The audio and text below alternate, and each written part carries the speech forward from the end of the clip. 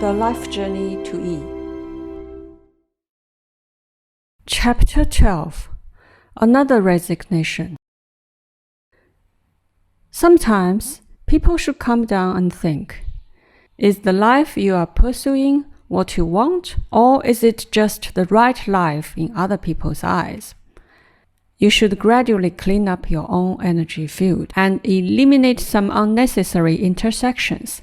This return of energy field will lead you to rediscover the world. Happiness is not as complex as you think. I never set any targets for life, but this 9-to-5 life is not my ideal life. To this day, I still keep the salary tag of my first working month, not as a memorial, but to remind myself that life belongs to myself only when time does. So, I resigned again from the Committee of Enterprise Economy and stayed at home. Seeing that I was back at home, my grandmother said, "My grandson, why cannot you stay long with one job? If it were the old time, you would die in your mother's trousers." To die in your mother's trousers is a local slang in Tianjin, meaning that a person is very unlucky and dies right after being born. I got used to my grandmother's inappropriate words. Actually, she was very concerned about my job and showed her love in that way. My grandmother was right. In the past, the country advocated spirit of screws, meaning people should work on one post for the whole life. If I were born in that age, I would be really unlucky to extremes. How long could I depend on my family? This was a cruel question. People must live in reality and to earn bread and milk.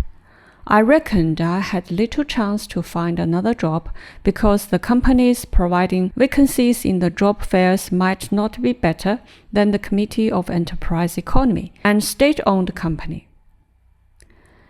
What else could I do? When I told my family that I wanted to run some business, my family was more surprised than when they learned my resignation. My ancestors had left me nothing except for a decent class origin. Our family had no helpful social relations but some debts. There was not any spare money besides the expenditure on food. Moreover, my major in university had nothing to do with business. It was not too much to describe the situation as at the end of my resources. Some people may argue that you were not at the end of resources because you still had food to eat. In fact, having no food is not at the end of resources. It just means hunger, coldness, hatred, or numbness. However, being at the end of resources is a feeling. For example, when you stand outside the hospital realizing that without money, the disease would become incurable. When your child says, "Dad, I do not like candies," or when your wife says, "It is a bit cold, but I really do not want to buy more clothes," and you can do nothing. There was a more important reason why I planned to do business. As my e-body energy gradually strengthened, I wanted to verify the invisible things I sensed by doing the visible business in practice.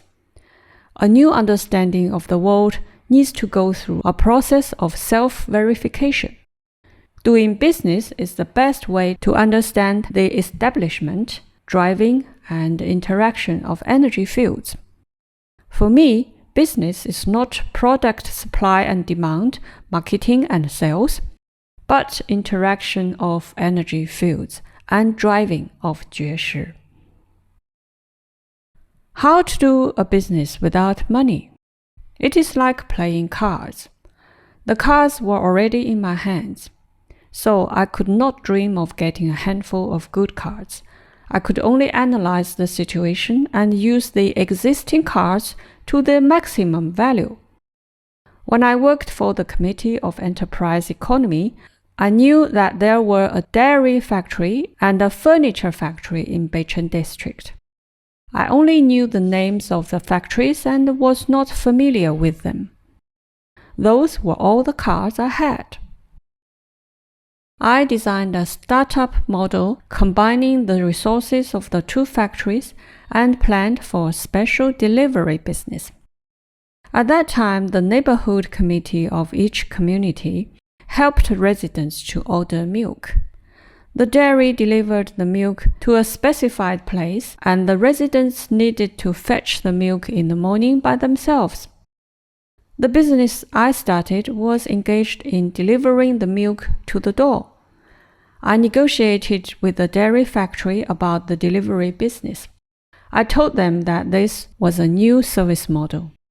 I proposed that the milk be delivered on credit and the payment be made every half month. After we reached an agreement, I showed the contract to the furniture factory to get their trust. I ordered a batch of small wooden boxes, nailed beside the doors of milk customers. The payment to the furniture factory was made 1 month after delivery.